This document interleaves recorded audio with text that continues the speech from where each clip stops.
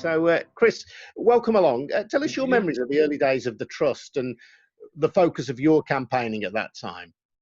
I think what people don't realise now, 40 years later, is as Peter was saying, what a revolution this was really. And you mentioned the RSPB just now. I remember one of the very first campaigns was to try and stop one of those big holes that Alison was mentioning at Queslett Quarry being filled in with the city's waste. And I wrote to the RSPB to say this is a really important site. The kids love it. It's got wetlands in the bottom. It's a fantastic place.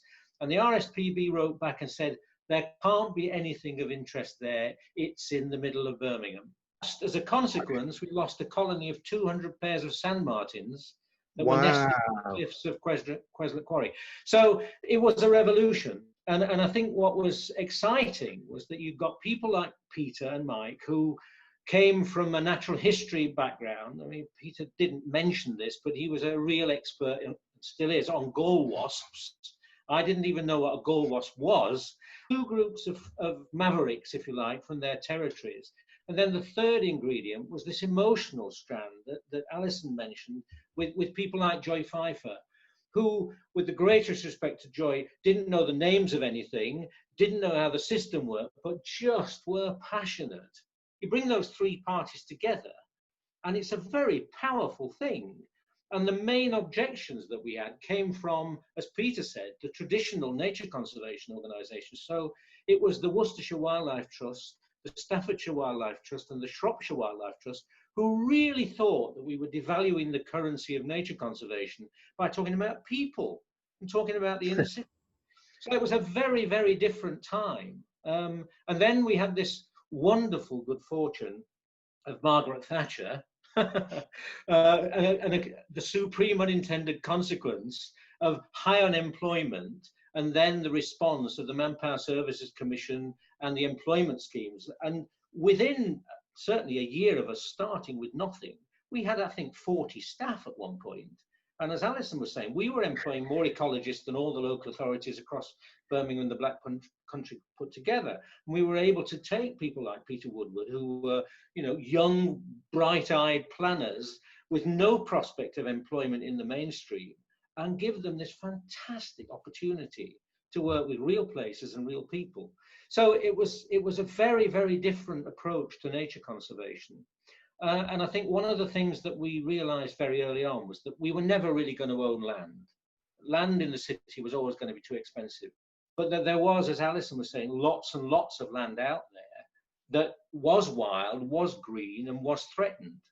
And that maybe if we worked with the people who owned the land and influenced it, then we could begin to build a whole region-wide network of green spaces. And I remember one of the very early things that we did, we realized that the parks were key.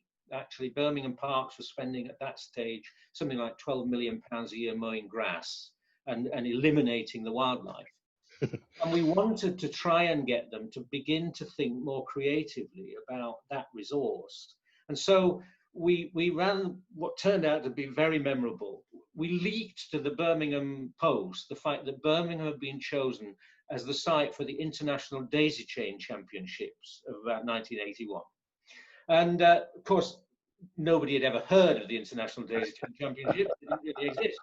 But we then got in touch with the Parks Department and said, you've probably read in the Birmingham Post that Birmingham has been selected for the site of the International Daisy Chain Championships. What we need from you is about half an acre of daisies, please. And we think that if you actually just fence out the geese at the side of the boating lake in one of the parks, then actually the daisies will come up and flower. And that's exactly what they did in Cannon Hill Park. They put an electric fence around a big patch of the lawn that the geese just grazed and grazed and grazed. And in Canada geese, the daisies are known as gooseweed because they're the only thing that survives the geese. And they put the fence up, this fantastic white square of daisies appeared. Miraculously, a Birmingham school won the International Daisy Chain Championships. The mayor was photographed with daisy chains around his neck.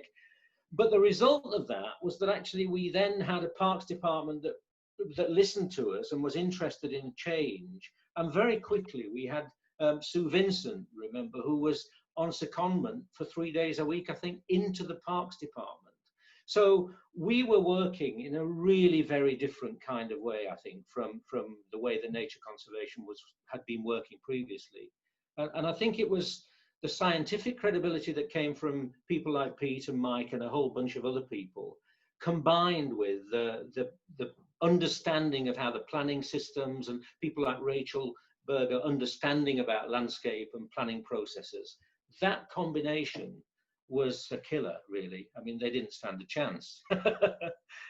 But it's interesting, you know, you talk about those kind of stunts in the early days, getting the interest of the Birmingham Post, and Alison mentioned Joy Pfeiffer, another wildlife hero. Clearly, she's now commemorated, isn't she, at Moseley Bog with Joy's Field? You know, those kind of more eye-catching campaigning moments. Have they gone now? Is it much more about kind of polite partnership with local authorities and landowners? I think we've become, as a conservation movement, we've become more sophisticated in thinking about where the influence lies. So the targeting is less scatterpattern and more focused. I mean, I remember when we, again, in the very early days, I think was the first elected chairman. There was a chairman before me, but and I was absolutely determined that we were not going to go down the route of the wildlife trusts of having to sell Christmas cards and tea towels in order to keep the membership happy. I'd spent some time with the garage full of tea towels and Christmas cards. I didn't want to do it again. But we did need members. We needed support. We needed to be able to demonstrate politically that we had backing. So we introduced a life supporter scheme, wherefore, now I can't remember it was £0.50 or 50p, because it was kind of such a long time ago. But we set up people at New Street Station, and as the commuters got off in the morning, we offered them life supporter membership, and they got a badge in return for their A to Z page or their postcode. And the news headline was that membership increases by 8-fold in half an hour or something ridiculous, you know. But what we needed was to be able to demonstrate to the politicians in the Parks Department and on the planning committee that we weren't just a bunch of green ink writing lunatics. We actually were representing a deep-rooted feeling. And I think one of the other heroes of the time was one of the councillors, Councillor Bird, who was on the Parks Committee. They still had one then. But he was a postman in real life, if you like. And when we started to talk about the foxes in the city and the importance of the canal networks and all of these things that nobody had ever talked about in conservation terms before, he understood, because he was up at 5:30 in the morning walking the streets, and he knew that there were urban foxes everywhere. So we were beginning to, I think, just touch a nerve with really key people. Now, those people are different. In a way, the message has got through at that kind of level much more soundly now than it was then. But now, as Alison was saying, you know, the big targets are things like HS2. Well, you know, the untouchables in the process that are determining what happens with HS2, much more difficult to reach because they keep moving and they keep closing down and moving on, and they're unaccountable. So we've had to get, I think, much more sophisticated in the partnerships that we form. But what you can't take away from it is the need for the passion and the energy and the commitment, and the deep-rooted belief that in the end, people need nature in their lives. And if they're going to really get the benefit, it has to be where they live and work. It's no good that it's somewhere out in the Peak District, important though that is. It's the green space in the school grounds, it's the back garden, you know, it's the office courtyard, it's whether you can hear the birds singing while you're waiting for the bus. It's that kind of level that really is what we've been all about for 40 years, I think. Let's get another one of the questions that have been asked by one of the current members of staff here. Do you think that over the last 40 years, the barriers that stop children connecting with nature have increased? And if so, what can we do about it? How can we make sure that every child has a wild childhood? I was feral as a child. You know, my dad was the kind of school teacher that absolutely could be spontaneous. I met somebody not that long ago who'd been taught by him. She's a woman of 70 odd now, but she'd been taught by him when she was 6. And she said the most memorable day of her school childhood was the day when the snowdrifts were so deep outside the classroom that my dad insisted that the whole class went out and walked through the snowdrifts so that they could experience snow above their heads. And I just thought that is so far removed from anything you could possibly achieve now. I actually think what's changed is the media, the speed with which bad news travels. I don't actually think, and I'm not a parent, so I always feel a bit uncomfortable talking about this, but I think it's the parent paranoia which has changed. And that actually, I don't believe it's really any more dangerous out there than it was when I was building dens and digging holes and doing all the other stuff.